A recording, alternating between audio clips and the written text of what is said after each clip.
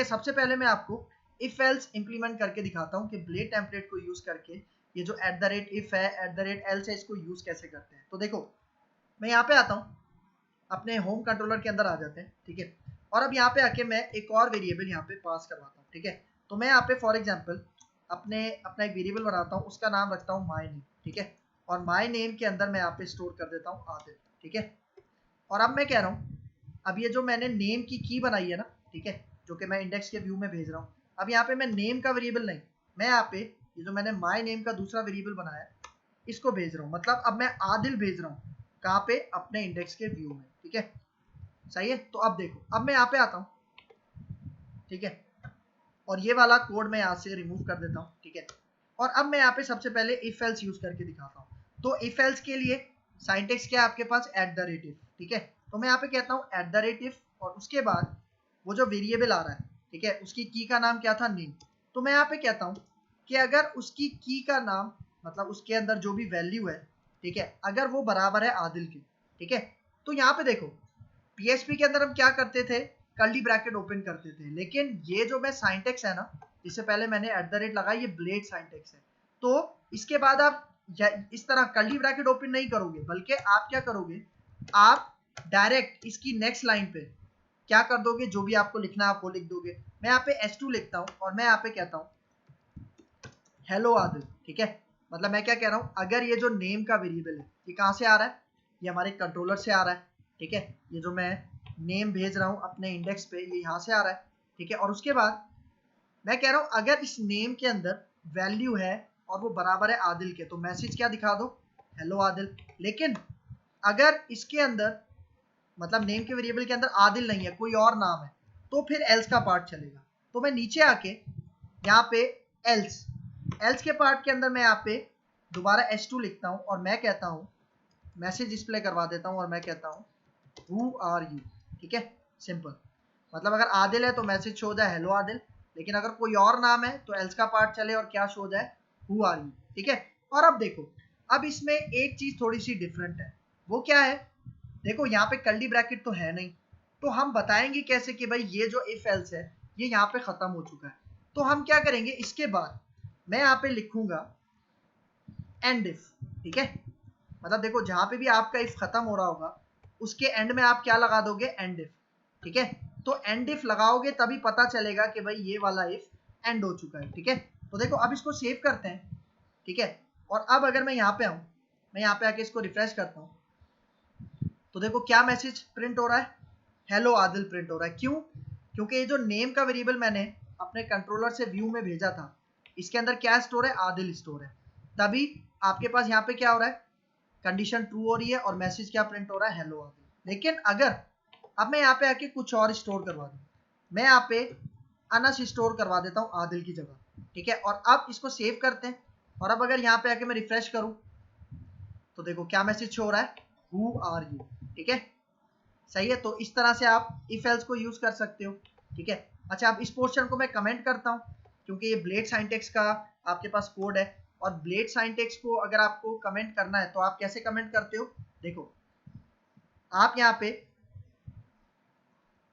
ये जो मतलब जहां से कमेंट स्टार्ट हो रहा है वहां पे आप क्या करते हो, पहले 2 दफा कर्ली ब्रैकेट और 2 दफा डैश डैश, ठीक है। और फिर जहां पे आपको कमेंट एंड करना है पहले 2 दफा डैश डैश और फिर कर्ली ब्रैकेट। तो इससे क्या हुआ, ये जितना भी कोड है आपका कमेंट आउट हो चुका है, ठीक है। और अब मैं यहाँ पे आपको यूज करके दिखाता हूँ इफ एल्स इफ और एल्स, ठीक है। यहाँ पे अभी सिर्फ इफ एल्स यूज किया था, अब इसके साथ एल्स इफ भी यूज करके आपको दिखाता हूँ। तो यहाँ पे आते हैं, यहाँ पे आके मैं एक वेरिएबल बनाता हूँ, ठीक है। एक वेरिएबल बनाता हूँ और इसका नाम हम रखते हैं परसेंटेज, ठीक है। इस वेरिएबल का नाम हम रखते हैं परसेंटेज और इसके अंदर फॉर एग्जांपल मैं स्टोर करवा देता हूँ 75। और अब यही परसेंटेज का वेरिएबल मैं भेजता हूँ अपने इंडेक्स के व्यू पे, ठीक है। सही। और इसकी की का नाम अब थोड़ा शॉर्ट कर देते हैं, मैं इसको कहता हूँ PER। मतलब अब ये वेरिएबल मैं कहाँ पे भेज रहा हूँ, इंडेक्स के व्यू में भेज रहा हूँ, ठीक है। और अब यहाँ पे आके मैं सबसे पहले यहाँ पे इफ स्टार्ट करता हूँ, ठीक है।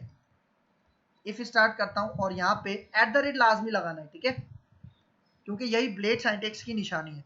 तो अब मैं यहाँ पे कहता हूँ जो मैंने वेरिएबल बनाया है जो कहाँ से आ रहा है, होम कंट्रोलर से आ रहा है। मैं कह रहा हूँ कि भाई अगर परसेंटेज बड़ी है या बराबर है 80 के, ठीक है, तो क्या मैसेज डिस्प्ले करवाओ, आप मैसेज डिस्प्ले करवाओ A1 ग्रेड, ठीक है, क्या मैसेज डिस्प्ले करवाओ A1 ग्रेड, ठीक है। लेकिन अगर ये वाली कंडीशन फॉल्स हो जाती है तब कौन सी कंडीशन चलेगी, एल्स इफ, तो यहाँ पे एल्स इफ स्टार्ट कर देता हूँ और यहाँ पे कह देता हूँ कि अगर परसेंटेज बड़ी है या बराबर है 70 के, ठीक है, तो क्या ग्रेड बनना चाहिए, ग्रेड यहाँ पे हम कह देते हैं A ग्रेड, ठीक है, सही है। और अब इसी तरह मैं यहाँ पे कुछ और एल्स इफ पास कर देता हूँ, ठीक है, कुछ और एल्स इफ हम कॉपी पेस्ट कर लेते हैं, ठीक है। देखो 80 या 80 से अबव है तो A1 ग्रेड, 70 या 70 से अबव है तो A ग्रेड, फिर कहता हूँ 60 या 60 से अबव है तो यहाँ पे B ग्रेड, ठीक है। और अगर 50 या 50 से बड़ा है तो यहाँ पे C ग्रेड, ठीक है। और फिर उसके बाद अगर आपके पास परसेंटेज 40 से बड़ा है या बराबर है 40 के तो D ग्रेड आ जाए, ठीक है। वरना अब देखो, अब यहाँ पे मैं ये एल्स इफ हटा देता हूँ लास्ट वाला, और यहाँ पे मैं कह रहा हूँ कि अगर 40 से वो नीचे है तो फिर एल्स का पार्ट चले, और एल्स के पार्ट के अंदर यहाँ पे मैं मैसेज डिस्प्ले करवा देता हूँ फेल, ठीक है, बस सिंपल। और अब ये वाला जो इफ है, ठीक है, इसको बंद करना है, मतलब इसको एंड करना है, तो एल्स के बाद मैं यहाँ पे क्या लिख दूंगा, एंड इफ, ठीक है, क्योंकि अगर आपने ये एंड इफ नहीं लिखा तो आपके पास एक एंड ऑफ लाइन का एरर आता है, एक्सेप्शन आती है रन टाइम के ऊपर, ब्राउजर के ऊपर, ठीक है। तो ये एंड इफ आपने लाजमी लगाना है। तो देखो अभी ये जो पर का वेरिएबल है परसेंटेज, इसके अंदर क्या वैल्यू स्टोर है, इसके अंदर अगर आप वैल्यू देखो इसके अंदर 75 स्टोर है, ठीक है। तो इसका मतलब कौन सा पार्ट चलना चाहिए, पार्ट चलना चाहिए ये वाला, सेकंड वाला, सेकंड कंडीशन, कि भाई अगर परसेंटेज बड़ी है या बराबर है 70 के, ठीक है, तो 75 70 से बड़ा होता है ना, तो इसका मतलब क्या प्रिंट होगा, A ग्रेड। तो अगर मैं यहाँ पे आके इसको सेव करूँ और यहाँ पे आके इसको रिफ्रेश करते हैं तो देखो क्या प्रिंट हो रहा है, A ग्रेड प्रिंट हो रहा है, ठीक है। लेकिन सेम इसी तरह अगर मैं यहाँ पे अब 95 कर दूं, ठीक है, 95 कर दिया, और अब अगर यहाँ पे आके रिफ्रेश करूं तो A1 ग्रेड आ जाएगा, देख रहे हो। और अगर मैं 35 कर दूं, मतलब 40 से छोटा कर दिया, तो इस केस में फेल आना चाहिए। तो अगर यहाँ पे आके मैं रिफ्रेश करूं तो देखो क्या मैसेज आ रहा है, फेल आ रहा है, ठीक है, सही है। तो इस तरह से हमने यहाँ पे इफ, एल्स इफ और एल्स को भी हम यूज कर सकते हैं अपने व्यूज के अंदर, ठीक है। ये सारा काम हम अपने व्यूज के अंदर करेंगे, एक बात याद रखना। फिर आते हैं स्विच की तरफ, ठीक है। तो स्विच स्टेटमेंट की बात करते हैं, मैं आ जाता हूँ अपने विजुअल स्टूडियो कोड में, ठीक है। तो यहाँ पे देखो, यहाँ पे फॉर एग्जांपल मैं एक और वेरिएबल डिक्लेयर करता हूँ परसेंटेज के नीचे, ठीक है, और मैं यहाँ पे अपने वेरिएबल का नाम रखता हूँ पिज्ज़ा, ठीक है। और इसके अंदर मैं यहाँ पे एक पिज्ज़ा का फ्लेवर स्टोर करता हूँ, ठीक है, और मैं यहाँ पे कह देता हूँ सुप्रीम, ठीक है। और अब ये वाला वेरिएबल मैं यहाँ पे भेजता हूँ, ठीक है, अपने इंडेक्स के व्यू में, ठीक है। तो कैसे भेजेंगे, यहाँ पे आके सबसे पहले मैं की का नाम यहाँ पे रख देता हूँ पिज्ज़ा, ठीक है। और उसके बाद ये जो वेरिएबल मैंने बनाया पिज्ज़ा, जिसके अंदर क्या स्टोर है, सुप्रीम, ये मैं कहाँ पे भेज रहा हूँ, अपने इंडेक्स के व्यू में भेज रहा हूँ, ठीक है। और इसी वेरिएबल को मैं अपने इस स्विच स्टेटमेंट के अंदर यूज करूंगा अपने व्यू के अंदर, ठीक है। तो मैं यहाँ पे आ जाता हूँ, अब ये वाला जो सिंटैक्स है इसको भी हम कमेंट आउट कर देते हैं, ठीक है, सही, इसको यहाँ से कट करते हैं, और जहाँ पे एंड इफ है, जहाँ पे ये हमारे पास एल्स इफ खत्म हो रहा है, इसको यहाँ पे आके मैं पेस्ट कर देता हूँ ताकि ये कोड कमेंट हो जाए। अब उसके बाद मैं स्विच स्टेटमेंट यूज कर रहा हूँ। तो सबसे पहले हम यहाँ पे स्विच लिखेंगे और उसके ब्रैकेट के अंदर मैं कौन सा वेरिएबल पास कर दूंगा, पिज्जा, जो कि मेरी की का नाम था, ठीक है। और अब इसके लिए मल्टीपल केसेस बनाते हैं। देखो आपके पास स्विच केस का कॉन्सेप्ट वही है जो आपने पीएचपी प्रोग्रामिंग के अंदर पढ़ा था, बस उसको हम देख रहे हैं कि ब्लेड सिंटैक्स को यूज करके किस तरह उसको इम्प्लीमेंट किया जाता है, ठीक है। तो देखो अब यहाँ पे मुझे स्विच के अंदर हम केसेस बनाते हैं ना, तो पहला केस बनाता हूँ और मैं यहाँ पे उसके लिए यहाँ पे यूज करता हूँ @केस, ठीक है। और पहला केस कहता हूँ कि भाई अगर उसने यहाँ पे क्या सेलेक्ट किया है, तिक्का सेलेक्ट किया है, ठीक है। अगर उसने तिक्का सेलेक्ट किया है, ठीक है, मतलब अगर पिज्जा के वेरिएबल के अंदर तिक्का है तो ये वाला केस चलेगा। और इसके अंदर मैं एक मैसेज प्रिंट करवा देता हूँ और कहता हूँ you have selected tikka pizza, ठीक है बेटा। और आपको याद है स्विच केस के अंदर क्या होता है कि हर केस के बाद हम ब्रेक भी लगाते हैं, ठीक है, ब्रेक स्टेटमेंट भी यूज करते हैं, ठीक है। तो यहाँ पे मैं ब्रेक कर दूंगा, सही है। और इसके बाद अब मैं इसी को कॉपी करता हूँ और एक दूसरा केस बनाता हूँ, ठीक है। ये पहला केस था तिक्का के लिए, ठीक है। दूसरा केस मैं यहाँ पे बना लेता हूँ फजीता, ठीक है, फजीता पिज्जा होता है, और यहाँ पे मैं कह देता हूँ फजीता, ठीक है। और इसके बाद अगर ये चले तो उसके बाद यहीं से ब्रेक हो जाए, ठीक है। फिर मैं यहाँ पे कहता हूँ फॉर एग्जाम्पल हम कह देते हैं सुप्रीम, ठीक है। सुप्रीम है तो आपके पास ये वाला चलेगा, ठीक है। और मैसेज क्या शो हो जाएगा यहाँ पे, you have selected supreme pizza, ठीक है, सही है। लेकिन अब यहाँ पे देखो 3 केसेस बना दिए, ठीक है। तो अगर यहाँ पे कोई भी केस नहीं चला, ठीक है, मतलब अगर पिज्जा के अंदर सपोज करो मैंने चीज डाला हुआ है, चीज पिज्जा डाला हुआ है, तो इसका मतलब ये कोई भी केस नहीं चलेगा। तो जब कोई भी केस नहीं चलता तो स्विच केस के अंदर डिफॉल्ट स्टेटमेंट चलती है, ठीक है। तो अब इस ब्रेक के बाद मैं यहाँ पे डिफॉल्ट लिखता हूँ, ठीक है। मैं यहाँ पे कहता हूँ डिफॉल्ट, ठीक है। और डिफॉल्ट के बाद मैं यहाँ पे कहता हूँ एक और S2 ओपन करता हूँ और मैं कहता हूँ your pizza flavour not available, ठीक है, सही है। और अब देखो, अब यहाँ पे ये हमारा स्विच स्टेटमेंट एंड हो गई, ठीक है। तो यहाँ पे हमें बताना पड़ेगा कि भाई यहाँ पे स्विच स्टेटमेंट एंड हो गई है, तो मैं यहाँ पे क्या लिख दूंगा, एंड स्विच, ठीक है। जिस तरह हमने इफ यूज किया था तो इफ के साथ हमने एंड इफ यूज किया था। अब मैं यहाँ पे स्विच के ऊपर काम कर रहा हूँ, ठीक है। तो जब भी ये स्विच की बॉडी खत्म होगी तो एंड में मुझे क्या लगाना है, एंड स्विच, ठीक है। तो देखो अब क्या होगा, अभी अगर आप नोटिस करो हमारे पिज्जा के वेरिएबल के अंदर क्या स्टोर है, अगर आप देखो पिज्जा के वेरिएबल के अंदर सुप्रीम स्टोर है, ठीक है। इसका मतलब जब फर्स्ट टाइम ये स्विच चलेगा तो कौन सा केस चलेगा, ये वाला केस चलेगा, ठीक है, सही है। तो अब अगर यहाँ पे आके मैं इसको सेव करता हूँ और अपने ब्राउजर पे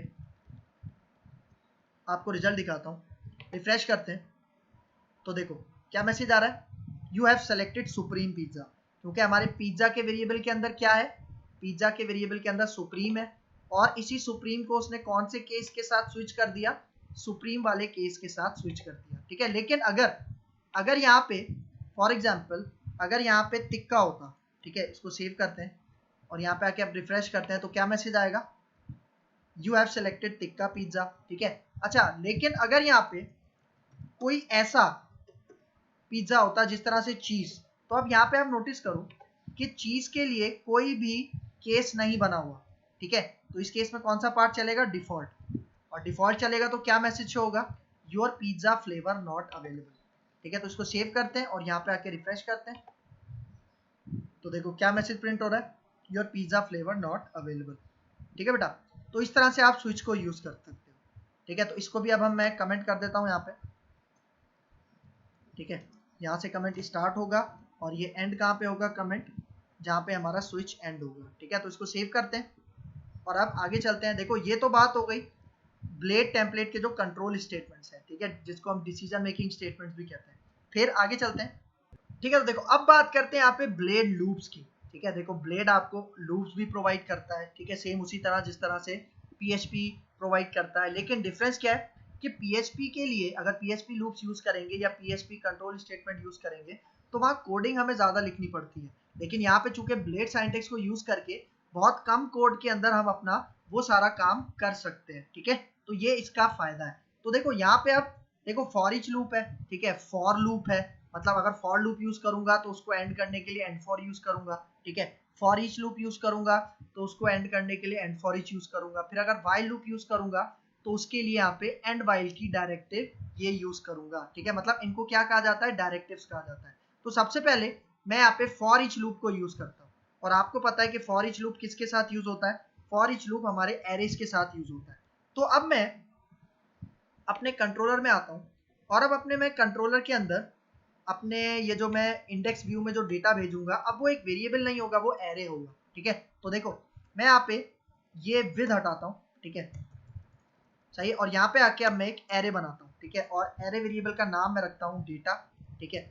और इसके अंदर मैं अपने इस एरे का नाम रखता हूँ गेम्स, और इसके अंदर कुछ गेम्स के नाम मैं स्टोर करवाता हूँ, ठीक है। फॉर एग्जाम्पल मैं कहता हूँ यहाँ पे क्रिकेट एक गेम हो गया, ठीक है, और उसके बाद मैं यहाँ पे कहता हूँ फुटबॉल एक गेम हो गया, ठीक है, और उसके बाद यहाँ पे हॉकी एक गेम हो गया, ठीक है।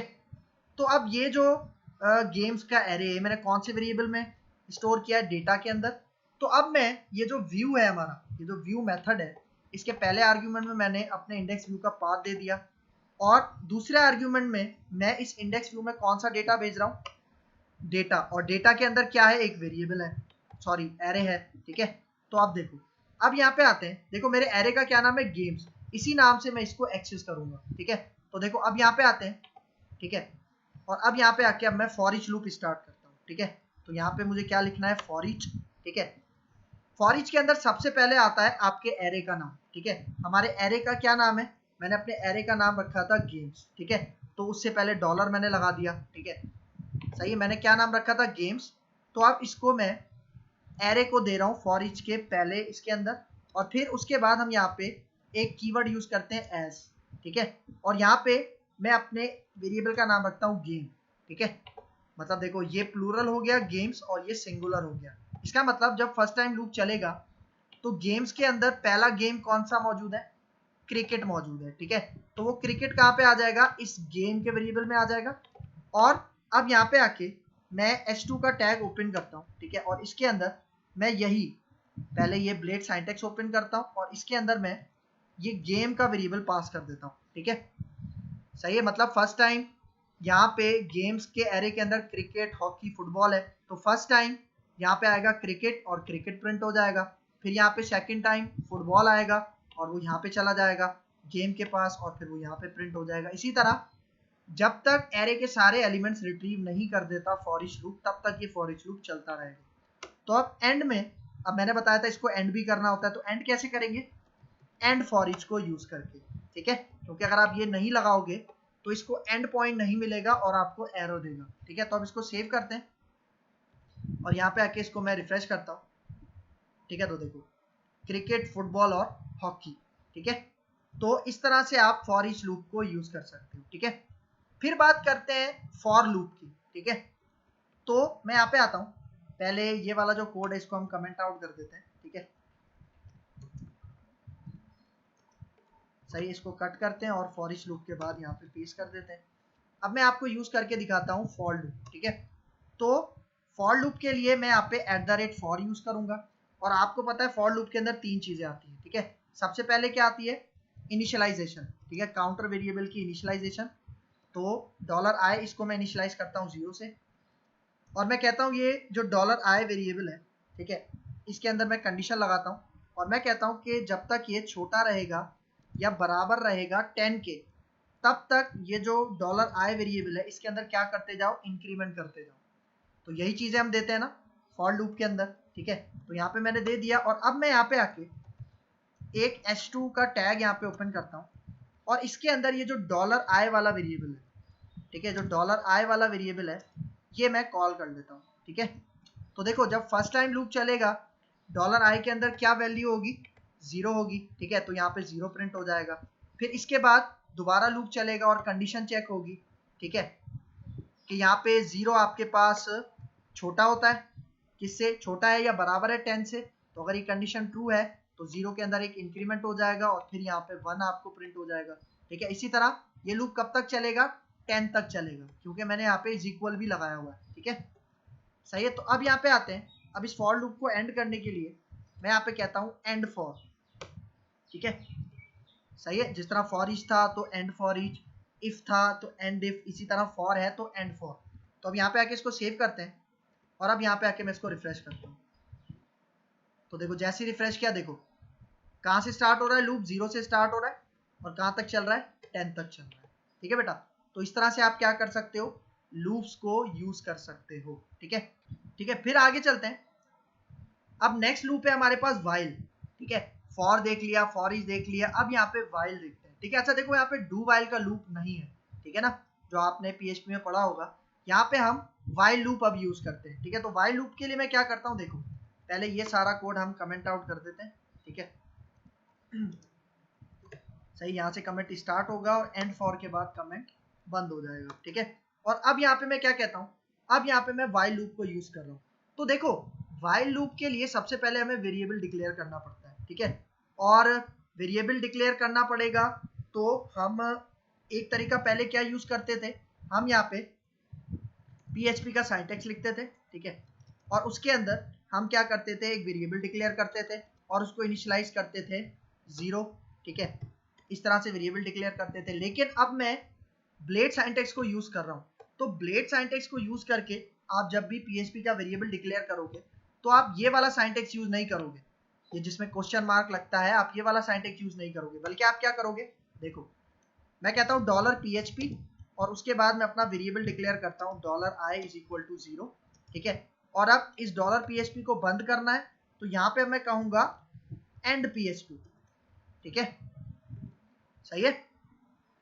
और अब मैं यहाँ पे आके अपना वाइल लूप स्टार्ट करता हूँ, ठीक है, वाइल लूप यहाँ पे स्टार्ट करते हैं, ठीक है, और इसके अंदर मैं कंडीशन वही दे देता हूँ कि जब तक i लेस देन है या बराबर है 10 के तब तक हमारा लूप चलता रहेगा।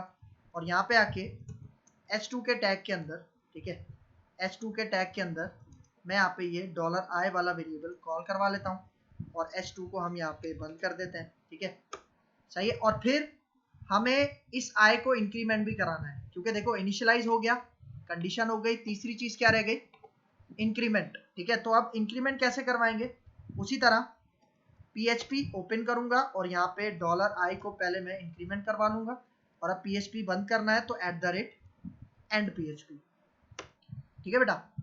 तो देखो ये आपके पास सिंटैक्स है बेसिकली किसका, वाइल लूप का, ठीक है।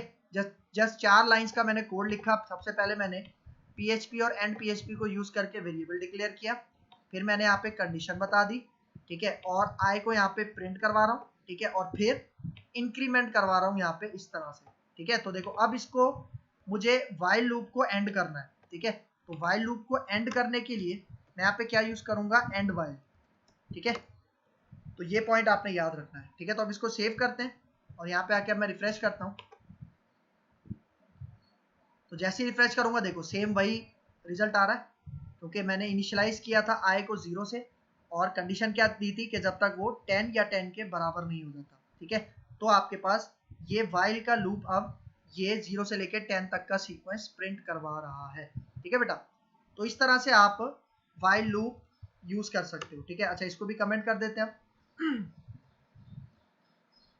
ठीक है, यहाँ से कमेंट स्टार्ट होगा और यहाँ पे कमेंट एंड हो जाएगा, ठीक है बेटा। तो अब यहाँ पे आते हैं, तो देखो यहाँ पे यही कह रहा है these directives are used to create the PHP loop equivalent statements। इसका मतलब हम PHP का सिंटैक्स ओपन करके भी PHP लूप्स यूज कर सकते हैं, लेकिन ब्लेड सिंटैक्स को यूज करने से हम कम कोडिंग के अंदर क्या कर सकते हैं, ज्यादा काम कर सकते हैं, ठीक है, क्योंकि ये जो सारी हैं for and for @for each ये सारी डायरेक्टिव्स कहलाती हैं, ठीक है। तो आप डायरेक्टिव्स को यूज कर सकते हो और ये उसी तरह होती है जिस तरह आपके PHP लूप होते हैं, ठीक है बेटा। तो एक ये पॉइंट है, फिर आगे चलते हैं, ठीक है। तो अब यहाँ पे देखो नल कोलेस ऑपरेटर, ठीक है। अब ये नल कोलेस ऑपरेटर क्या होता है भाई, देखो यहाँ पे क्या कह रहा है, in Blade template the syntax of null coalesce operator can be written as, ठीक है। देखो हम यहाँ पे एक ये सिंटैक्स है जिसके अंदर हम नल कोलेस ऑपरेटर यूज करते हैं। हम नल कोलेस ऑपरेटर हम किसे कहते हैं, ये जो आपके पास डबल क्वेश्चन मार्क है, ठीक है, इसको हम कहते हैं नल कोलेस ऑपरेटर, ठीक है। तो देखो यहाँ पे हो क्या रहा है, देखो अगर मैं आपको पहले PHP के सिंटैक्स से समझाऊं, ठीक है, देखो ये नीचे PHP का सिंटैक्स शो हो रहा है, ये आपको समझ में आएगा। देखो सपोज करो कि एक वेरिएबल आ रहा है कंट्रोलर से व्यू के अंदर, ठीक है, मैं एक वेरिएबल पास करवा रहा हूँ अपने कंट्रोलर से व्यू में, तो मैं कह रहा हूँ कि भाई पहले उसे चेक करो कि उसके अंदर कोई वैल्यू सेट है, तो मैं उसके लिए इस सेट का मेथड यूज कर रहा हूँ। मैं कह रहा हूँ अगर इस वेरिएबल के अंदर कोई वैल्यू सेट है तो उस वेरिएबल की वैल्यू प्रिंट हो जाए, ठीक है, अदरवाइज कोई डिफॉल्ट वैल्यू सेट हो जाए, ठीक है। मतलब जिस तरह हम टर्नरी ऑपरेटर यूज करते हैं ना, ये बेसिकली यहाँ पे टर्नरी ऑपरेटर बता रहा है। टर्नरी ऑपरेटर हम किसे कहते हैं, क्वेश्चन मार्क और कोलन, ठीक है। मतलब अगर ये कंडीशन ट्रू है, अगर इस वेरिएबल के अंदर वैल्यू सेट है तो उस वेरिएबल की वैल्यू प्रिंट करवा दो, अदरवाइज जो भी कॉमन डेटा है, मतलब जो भी आप डिफॉल्ट वैल्यू डिस्प्ले करवाना चाह रहे हो वो आप यहाँ पे दे दोगे, ठीक है। तो अगर ये सिंटैक्स मैं आपको पहले करके दिखाऊं, देखो मैं यहाँ पे आता हूँ, ठीक है, और यहाँ पे देखो, यहाँ पे हमने अपने होम कंट्रोलर के अंदर एक वेरिएबल बनाया था इस माय नेम के नाम से, और इसके अंदर मैंने अनस स्टोर करवाया था। मैं इसके अंदर स्टोर करवाता हूँ आदिल, ठीक है, और अब ये आदिल मैं यहाँ पे भेजता हूँ, ठीक है, और मैं वही विद का फंक्शन यूज कर लेता हूँ, ठीक है, विद यूज करता हूँ और विद के अंदर पहला आता है आपके पास की मैं देता हूँ नेम, और इसके अंदर मैं वेरिएबल स्टोर करवा देता हूँ, कौन सा, माय नेम का वेरिएबल इसके अंदर स्टोर करवा देता हूँ, ठीक है। मतलब नेम के ऊपर मैंने क्या स्टोर करवा दिया, आदिल, और अब वो आदिल कहाँ भेज रहा हूँ मैं, इंडेक्स के व्यू में, और आदिल कौन सी की पे स्टोर है, नेम की पे स्टोर है, ठीक है। तो अब यहाँ पे आके देखो, अगर मैं PHP के साइंटेक्स से आपको करके दिखाऊं, ठीक है, मैं PHP के साइंटेक्स से आपको करके दिखाता हूँ, ठीक है, सही, ये वाला साइंटेक्स मैं यहाँ पे लिख के दिखाता हूँ। तो सबसे पहले मैं इस सेट का मेथड यूज करता हूँ, ठीक है, और इसके अंदर मैं पास कर देता हूँ अपना वेरिएबल, ठीक है, नेम, सही है। और यहाँ पे कह रहा हूँ अगर ये वेरिएबल सेट है तो आप क्या करो, तो आप यही वेरिएबल यहाँ पे प्रिंट करवा दो, ठीक है। लेकिन अगर ये वेरिएबल सेट नहीं है, ठीक है, अगर ये वेरिएबल आपके पास सेट नहीं है तो आप क्या करो, तो आप यहाँ पे एक मैसेज डिस्प्ले करवा दो, नो डेटा, ठीक है, और इसको मैं यहाँ पे आके एको करवा देता हूँ, ठीक है, सही है, ताकि इसका जो भी आउटपुट है, तो देखो अभी तो नेम के अंदर वैल्यू है ना, मतलब ये जो नेम वेरिएबल हमने अपने कंट्रोलर से पास किया है, इसके अंदर क्या स्टोर है, आदिल, ठीक है, इसका मतलब इसकी वैल्यू सेट है, ठीक है। तो अगर वैल्यू सेट है तो क्वेश्चन मार्क के बाद वाला पार्ट चलेगा, और क्या मैसेज प्रिंट हो जाएगा, यहाँ पे आदिल प्रिंट हो जाएगा, ठीक है। तो देखो अगर मैं इसको सेव करूं, रिफ्रेश करते हैं, तो देखो इसको थोड़ा जूम करते हैं, देखो क्या प्रिंट हो रहा है, आदिल, ठीक है। लेकिन अगर आपके पास, ठीक है, देखो अब मैं यहाँ पे क्या करता हूँ, हमने की कौन सी बनाई है, अगर आप यहाँ पे देखो हमने की बनाई है नेम, ठीक है। लेकिन अगर मैं यहाँ पे ये वाली की एक्सेस करने की कोशिश करता हूँ, मैं कहता हूँ नेम1, ठीक है, मैं यहाँ पे नेम1 की एक्सेस करने की कोशिश करता हूँ, तो देखो ये नेम1 की तो मौजूद ही नहीं है, ठीक है। इसका मतलब इस केस में कौन सा पार्ट चलेगा, ये नो डेटा वाला पार्ट चलेगा, ठीक है। तो अगर मैं यहाँ पे आऊँ, ठीक है, तो देखो अब जैसे ही मैंने रिफ्रेश किया, क्या मैसेज हो रहा है, नो डेटा, ठीक है। मतलब देखो मैंने यहाँ पे किया क्या है, देखो यहाँ पे जो की आ रही है, ठीक है, वो उसका की का नाम क्या रखा था, नेम, ठीक है। लेकिन यहाँ पे जब मैं उसे एक्सेस कर रहा हूँ, मैं नेम1 को एक्सेस कर रहा हूँ, लेकिन नेम1 के नाम से तो कोई की नहीं है, कोई वेरिएबल नहीं है, तभी क्या हो रहा है, तभी ये क्या कह रहा है कि भाई ये तो सेट ही नहीं है, ठीक है, सेट नहीं है, तो कौन सा पार्ट चल रहा है, नो डेटा वाला पार्ट चल रहा है, ठीक है बेटा। अच्छा, अगर इसी चीज को मैं एक्सेस करूं अब इस तरह से, ठीक है, ब्लेड साइंटेक्स को यूज करके और नल कोलेस ऑपरेटर को यूज करके अगर मैं ये वाला काम करूं, ठीक है, तो कैसे होगा, देखो मैं यहाँ पे आता हूं, मैं इसको यहाँ पे कमेंट आउट कर देते हैं हम इस पूरी लाइन को, ठीक है, और अब यहाँ पे आते हैं नीचे, ठीक है, और अब मैं यहाँ पे क्या करूंगा, सबसे पहले अपना ये ब्लेड साइंटेक्स ओपन करूंगा और उसके बाद मेरे वेरिएबल का नाम, ठीक है, मैंने अपने वेरिएबल का नाम क्या रखा है, नेम, ठीक है, जो कहाँ से आ रहा है, जो देखो यहाँ पे आ रहा है, जिसकी हमने की बनाई थी नेम, ठीक है। तो अब मैं यहाँ पे आके बीच में नल कॉलेस ऑपरेटर यूज करूंगा, मतलब मैं कह रहा हूँ कि अगर ये वेरिएबल मौजूद है तो इसकी वैल्यू प्रिंट हो जाए, लेकिन अगर इसके अंदर कोई भी वैल्यू नहीं है, मतलब अगर ये मौजूद नहीं है, तो यहाँ पे आप क्या शो करवा दो, नो डेटा, ठीक है, सही है। मतलब देखो ये वाला साइंटेक्स वही काम करेगा जो ये PHP वाला साइंटेक्स कर रहा था, ठीक है। तो देखो अगर मैं इसको सेव करूं और यहाँ पे आके अभी मैं रिफ्रेश करता हूँ, तो देखो अभी आदिल प्रिंट हो रहा है, ठीक है। लेकिन अगर मैं अब इस वेरिएबल को गेट करना चाहूँ नेम1, तो देखो नेम1 के नाम से तो कोई वेरिएबल नहीं आ रहा हमारे कंट्रोलर से व्यू में, ठीक है। अगर आप नोटिस करो मैंने जो वेरिएबल भेजा है अपने कंट्रोलर से व्यू में उसका नाम नेम है, लेकिन यहाँ पे मैं एक्सेस कर रहा हूँ नेम1, तो अब नल कोलिसिंग ऑपरेटर क्या करेगा, ये मैसेज डिस्प्ले करवाएगा, क्या, नो डेटा। तो इसको सेव करते हैं और यहाँ पे आके इसको मैं रिफ्रेश करता हूँ, तो देखो क्या मैसेज डिस्प्ले हो रहा है, नो डेटा, ठीक है बेटा। तो देखो ये हमारे पास आज के इस लेक्चर के अंदर हमने देखा है कि हम ये जो ब्लेड टेम्पलेट है, ठीक है, इसको यूज क्यों करते हैं, इसकी खुसूसियत क्या है, इसको किस तरह से इंप्लीमेंट करते हैं अपने व्यूज के अंदर, ये सारा काम मैंने आपको यहाँ पे सिखाया है। तो अब नेक्स्ट लेक्चर के अंदर हम ये देखेंगे, क्योंकि देखो ब्लेड टेम्पलेट का ना एक बहुत ही ज्यादा इंपॉर्टेंट आपके पास मकसद है, और वो क्या है, वो है ये सेकंड पॉइंट। देखो क्या कह रहा है, the main advantage of using blade template is that we can create master template which can be extended by other files, ठीक है। मतलब ब्लेड टेम्पलेट को यूज करने का सबसे बड़ा एडवांटेज क्या है, ठीक है, कि हम मास्टर टेम्पलेट के साथ काम कर सकते हैं, ठीक है, मास्टर लेआउट के साथ काम कर सकते हैं, जिसको हम मास्टर पेज भी कहते हैं, ठीक है। तो अगर किसी को मास्टर पेज का कॉन्सेप्ट नहीं है, ठीक है, तो हम इंशाल्लाह इसको नेक्स्ट लेक्चर के अंदर कवर करेंगे, ठीक है बेटा। तो ये आपके पास कॉन्सेप्ट था ब्लेड टेम्पलेट इंजन इन लारावेल। क्लियर है यहाँ तक?